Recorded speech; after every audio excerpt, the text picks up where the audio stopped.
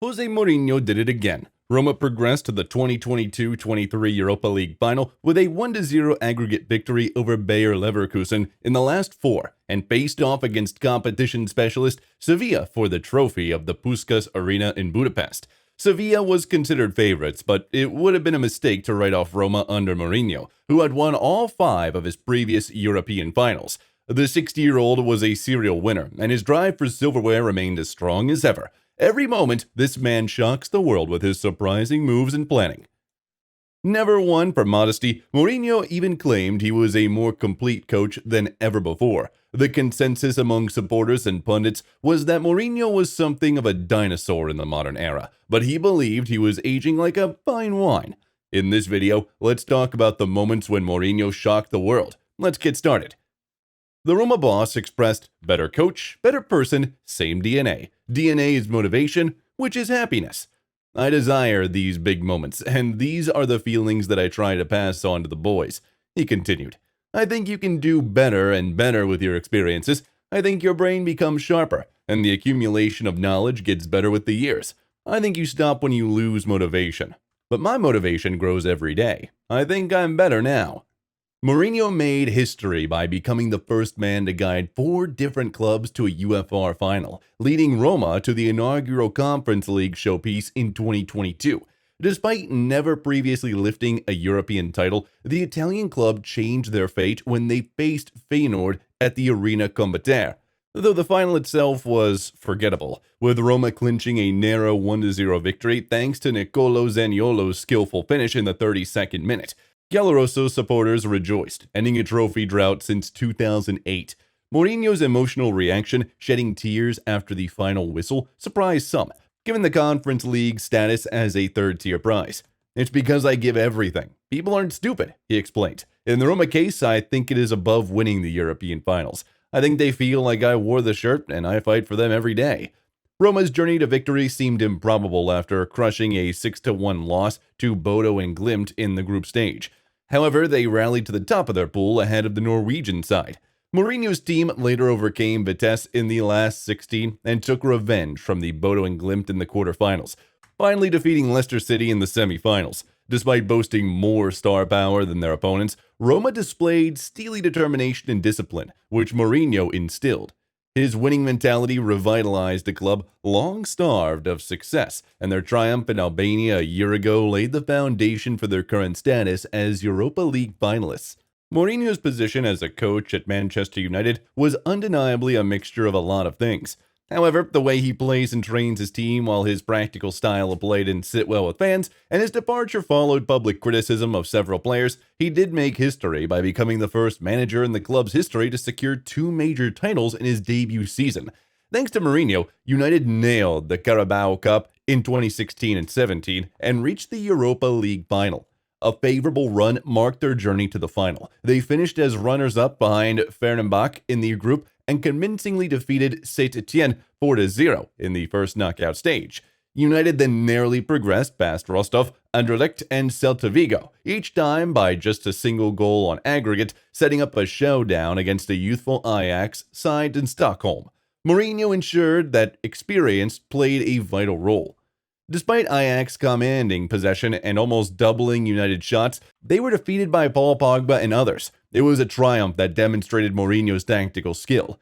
After the game, Mourinho said, a victory of pragmatism, of humility, of respect for the opponents, of trying to exploit their weaknesses.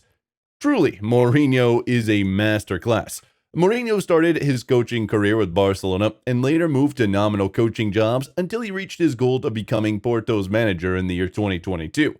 When Mourinho started choosing the team, Porto was in 5th position, but with coach's help, he moved to 3rd place and a berth in the UFR Cup.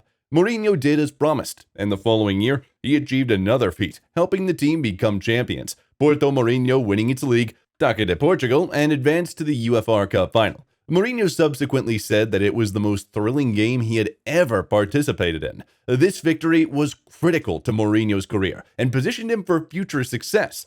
Later in 2015, during his second tenure, Mourinho abruptly left Chelsea as a manager. Despite guiding Chelsea to the Premier League championship the previous season, the team's play plummeted, and they were themselves close to relegation. However, just 2 months after winning, Mourinho was fired by the club, making one of the most abrupt and unexpected departures of a successful manager in contemporary sport. Now, talking about the future, what's next for Mourinho? What will he do now? Which team will he lead to success? It seemed inevitable that England would look for a new manager, regardless of the uncertainty of Euro 2024. If the Three Lions were to overcome their trophy drought, it would have been their ideal end to Gareth Southgate's 8-year reign. However, if he fails to manage the club, they will fall short again. There will be consequences, and Mourinho will be unable to stay. In such a situation, Mourinho would have been tempted to enter the fray, and the possibility to flourish as a reputed specialist in failure would have been too tempting to pass up. The Football Association, or FA, would have seriously considered Mourinho's potential candidacy as well. It's worth recalling that Mourinho was even offered the national team job back in 2007, and despite his diminished reputation since then, he still retains many admirers in England. While Mourinho's style of play might not have been particularly appealing, and Southgate's conservative approach may have frustrated supporters, the prospect of Jose Ball might not have been warmly welcomed. Nonetheless, for a nation that hasn't won a major international trophy since 1996, hiring even a proven winner like Mourinho, who possesses a deep understanding of English football, might have been well viewed as a necessary measure despite any reservations. Football can be pretty unpredictable. Eddie Howe was hailed for leading Newcastle to their first ever Champions League qualification in 20 years just 6 months ago. Now, he's on the verge of being fired due to the string of poor results. In the recent Champions League, Newcastle won only one match, finishing at the bottom. Additionally, they lost 6 of their last 7 Premier League games, slipping to 10th place. It's no surprise that Mourinho's name is being mentioned. He has the high profile of Newcastle's Saudi Arabian owners. Despite the club's financial fair play issues, Mourinho would eagerly accept the chance to work for a well-funded team, giving him a shot at restoring his reputation after his previous stint at Tottenham in England. A move to Saudi Arabia is the most probable option. Mourinho had already received a tempting offer from an unnamed Saudi Pro League club last summer, and it would be surprising if he had yet to receive another by now. In an interview with NBC Egypt TV in October, Mourinho stated, "Doors are always open for me in Saudi Arabia. I want to experience the development there."